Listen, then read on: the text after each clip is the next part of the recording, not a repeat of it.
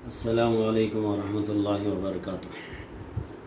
محترم حضرات، تمام مسلمانوں کو 17 تاریخ کا بڑا انتظار تھا اور یہ سوچ رہے تھے کہ بھئی 17 تاریخ کے بعد لاک ڈاؤن اوپن ہو جائے گا اور ہم لوگوں کو رمضان کا آخری عشرے میں کچھ عبادتیں مسجدوں میں کرنے کا موقع مل جائے گا اور پھر اس کے بعد عید کی نماز بھی عیدگاہوں میں پورے مسلمان اکٹھے ہو کے پڑھنے کا موقع مل جائے گا، یہ سوچ رہے تھے۔ لیکن جیسا کہ کل حکومت نے اعلان کیا اور لاک ڈاؤن کا مرحلہ 30 پر 1 مئی تک کر دیا ہے، لہٰذا اس کے درمیان میں ہمیں وہ عید کی نماز بھی آ جائے گی اور یہ عید کی نماز کے تعلق سے تمام مسلمان پریشان ہیں۔ کبھی ایسا نہیں ہوا کہ بھئی عید کی نماز ہم لوگوں نے عیدگاہ چھوڑ کر اپنے گھروں میں پڑھی ہو۔ ہاں، کبھی کبھی بارش کی وجہ سے یا کسی اور مجبوری کی وجہ سے عیدگاہ کے بجائے مسجدوں کے اندر نماز عید ادا کی گئی ہے، لیکن گھروں کے اندر نماز عید پڑھنے کے بارے میں کبھی ہم نے سوچا بھی نہیں تھا۔ لیکن آج حالات ایسے آ گئے ہیں، اب یہ کہا جا رہا ہے کہ بھی گھروں کے اندر عید کی نماز پڑھیں، تو اس کے تعلق سے تمام مسلمان پریشان ہیں کہ کیسے عید کی نماز گھروں کے اندر ادا کریں۔ تو اس کے تعلق سے 2-4 باتیں آپ حضرات کو بتانی ہیں تاکہ ہر گھر کے اندر عید کی نماز ہر ایک کی ادا ہو جائے۔ بہت آسان طریقہ ہے، آسانی سے پڑھی جا سکتی ہے، اس کے اندر کوئی مسئلہ اور پریشانی کی بات نہیں۔ سب سے پہلے عید کی نماز کا طریقہ آپ سن لیں، پھر اس کے بعد گھر کے اندر عید کی نماز پڑھنے کا آپ کو آسانی پیدا ہو جائے گی۔ سب سے پہلے طریقہ یہ ہے، نماز آپ عید کی نماز کی نیت کر لیں، دل میں ارادہ کر لیں، یہی بات کافی ہو جائے گی کہ بھئی دل سے ارادہ کر لینا ہی نیت کرنا ہے۔ آپ نے ارادہ کر لیا میں عید الفطر کی نماز ادا کر رہا ہوں، ٹھیک ہے، آپ نے زبان سے نہیں کہا تب بھی آپ کی نیت ہو جائے گی۔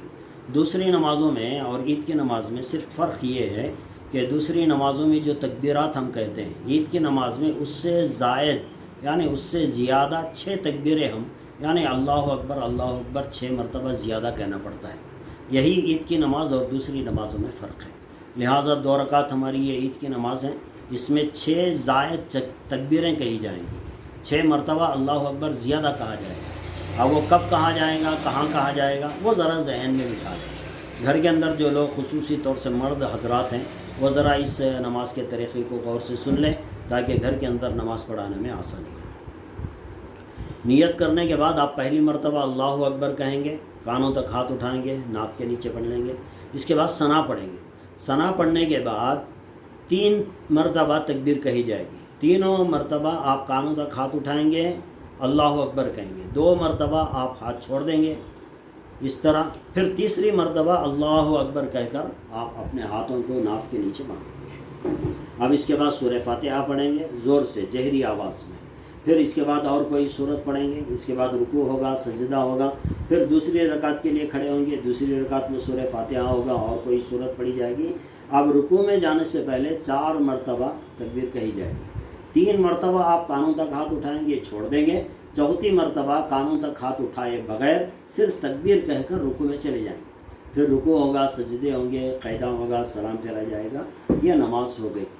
عید کی نماز کے لیے کم از کم 4 آدمی کا ہونا ضروری ہے، ایک امام ہوگا، اس کے پیچھے کم از کم 3 آدمی ہونا ضروری ہے۔ اگر مرد کے ساتھ گھر کی عورتیں ملا کر بھی اگر 3 ہو گئے تب بھی یہ عید کی نماز ہو جائے گی۔ ویسے عید کی نماز عورتوں کے لیے تو نہیں ہے، لیکن اب چونکہ گھر کے اندر پڑھی جا رہی ہیں، عیدگاہ کو جانے کی ضرورت نہیں پڑتی اور گھر کے محرم مرد حضرات ہی گھر کے اندر ہیں، تو ایسی صورت میں گھر کی عورتیں بھی عید کی نماز میں شریک ہو سکتی ہیں۔ تو یہ طریقہ ہے عید کی نماز پڑھانے کا۔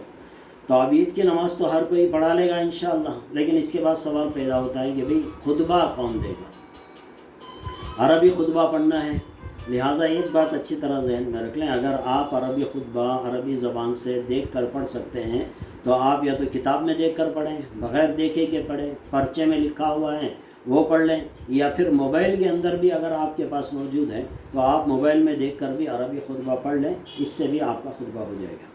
اور اگر گھر کے اندر کوئی عربی خطبہ پڑھنے والا نہیں ہے، صرف نماز پڑھانے والا موجود ہے، تو صرف عید کی نماز پڑھا دینے سے بھی آپ کی عید کی نماز ہو جائے گی۔